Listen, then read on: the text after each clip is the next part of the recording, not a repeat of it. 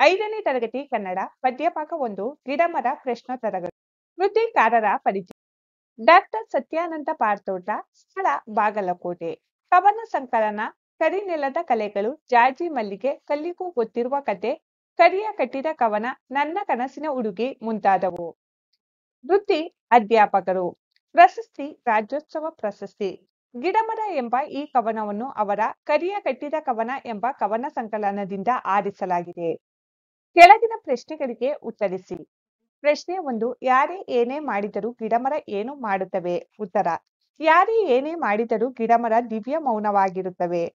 ಪ್ರಶ್ನೆ 2. ಕಡಲುಕ್ಕುವ ಚೇತನ ಎಲ್ಲಿ ಕಾಣಬರುತ್ತದೆ? ಉತ್ತರ: ರೆಂಬೆ ಕೊಂಬೆಗಳ ಚಿಗುರುವಲ್ಲಿ ಕಡಲುಕ್ಕುವ ಚೇತನವು ಕಾಣಬರುತ್ತದೆ. ಪ್ರಶ್ನೆ 3. ಅದು ಇದು ಎಣಿಸದಿರುವುದು ಯಾವುದು? ಉತ್ತರ: ಅದು ಇದು ಎಣಿಸದಿರುವುದು ಗಿಡಮರಗಳು. ಪ್ರಶ್ನೆ 4. ಗಿಡಮರಗಳು ಏಕೆ ಬೆಳೆದು ಅರಳುತ್ತಿವೆ? ಉತ್ತರ: ಮಳೆ, ಚಳಿ, ಗಾಳಿ, ಬಿಸಿಲು ತಡೆದು ಗಿಡಮರಗಳು ಬೆಳೆದು ಅರಳುತ್ತಿವೆ. ಕೆಳಗಿನ ಪ್ರಶ್ನೆಗಳಿಗೆ 2-3 ವಾಕ್ಯಗಳಲ್ಲಿ ಉತ್ತರಿಸಿ. ಪ್ರಶ್ನೆ 1. ಬೆಳೆದು ನಿಂತ ಗಿಡಮರ ಹೇಗಿವೆ? ಉತ್ತರ: ಬೆಳೆದು ನಿಂತ ಗಿಡಮರ ಕಪ್ಪು ಬಣ್ಣದ ಬೊಡ್ಡೆಗಳು, ಹಚ್ಚ ಹಸಿರು ಎಲೆಗಳು, ನಾನಾ ಬಣ್ಣದಿಂದ ಕೂಡಿದ ಹೂಗಳು, ಹೀಗೆ ಹೂಗಳಿಂದ ಅಲಂಕೃತವಾಗಿ ಗಿಡಮರಗಳು ಬೆಳೆದು ನಿಂತಿವೆ. ಪ್ರಶ್ನೆ 2. ಯಾರ ಮಾತಿನಂತೆ ಮನ ಇಲ್ಲ ಏಕೆ? ಉತ್ತರ: ಮನುಷ್ಯನ ಮಾತಿನಂತೆ ಅವನ ಮನ ಇಲ್ಲ. ಏಕೆಂದರೆ ಅವನ ಮನಸ್ಸಿನ ತುಂಬೆಲ್ಲ ಕೇವಲ ವರ್ಣ, ಜಾತಿ, ಲಿಂಗ, ಧರ್ಮ ಮುಂತಾದವುಗಳ ಹೀನ ವಿಚಾರಗಳು ತುಂಬಿಕೊಂಡಿವೆ. ಪ್ರಶ್ನೆ 3. ಗಿಡಮರಗಳು ಯಾವುದನ್ನು ಮೀರಿ ಬೆಳೆದಿವೆ? ಉತ್ತರ: ಗಿಡಮರಗಳು ಜಾತಿ, ಗೀತಿ, ಲಿಂಗ, ಧರ್ಮ, ಉಚ್ಚ ನೀಚ, ಮೇಲು ಕೀಳು ಎಂಬ ಭಾವನೆಗಳನ್ನು ಮೀರಿ ಬೆಳೆದಿವೆ.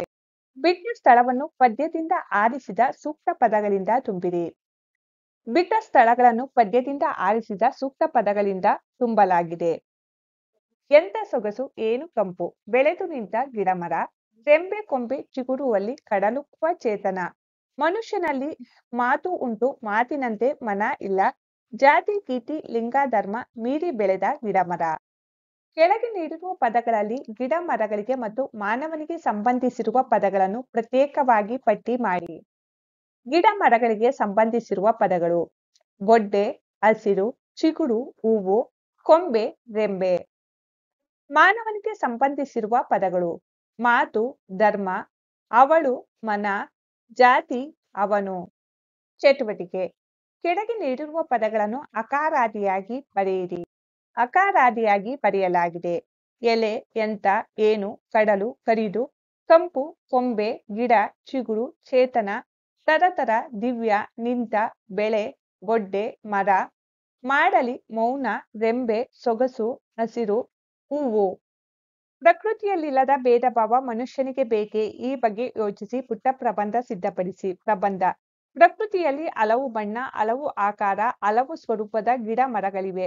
ಮನುಷ್ಯನು ಪ್ರಕೃತಿಯ ಒಂದು ಭಾಗ. ಮನುಷ್ಯರಲ್ಲಿಯೂ ಹಲವು ಬಗೆಯ ಜನರಿದ್ದಾರೆ.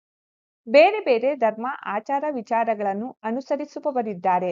ಆದರೆ ಗಿಡ ಮರಗಳಲ್ಲಿಲ್ಲದ ಭೇದ ಭಾವ ಮನುಷ್ಯರಲ್ಲಿದೆ.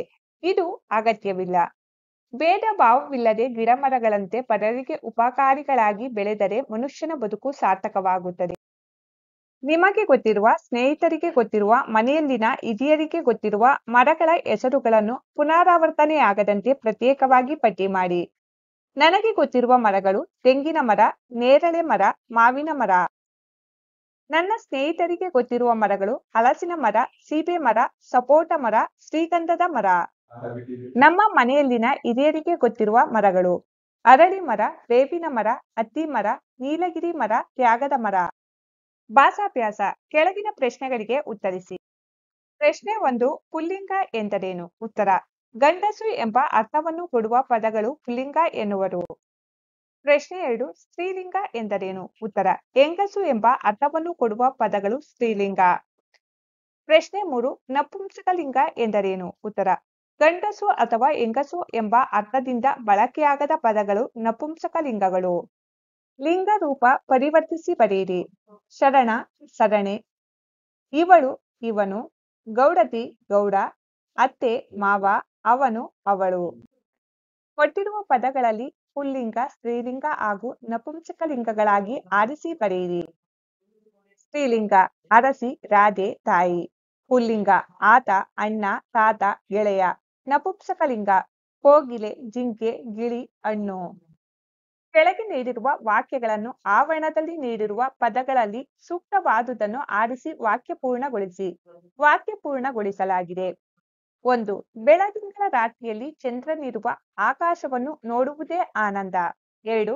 ನಿನಗೆ ಪೆಟ್ಟಾಗಿರುವುದನ್ನು ಕಂಡಾಗ ನನಗೆ ಅಳು ಬಂದಿತು. 3. ನನ್ನ ಊರು ಬೆಂಗಳೂರು. 4. ಸಂಜೆ ಆಟ ಆಡಿ ಓದಿದ ನಂತರ ಊಟ ಮಾಡುತ್ತೇನೆ. 5. ಒಲೆಯ ಮೇಲೆ ಹಾಲನ್ನು ಇಡಲಾಗಿದೆ. ಕೆಳಗೆ ನೀಡಿರುವ ವಾಕ್ಯಗಳನ್ನು ಆವರಣದಲ್ಲಿ ನೀಡಿರುವ ಅಕ್ಷರಗಳಲ್ಲಿ ಸೂಕ್ತವಾದುದನ್ನು ಆರಿಸಿ ಪೂರ್ಣಗೊಳಿಸಿ. ಪೂರ್ಣಗೊಳಿಸಲಾಗಿದೆ. ಕಾವೇರಿ ಕೊಡಗಿನ ಭಾಗಮಂಡಲದ ಬೆಟ್ಟದ ಬಳಿ ಕಿರಿದಾಗಿ ಹುಟ್ಟಿ ಕೆಳಗೆ ಹರಿಯುತ್ತಾಳೆ. 2.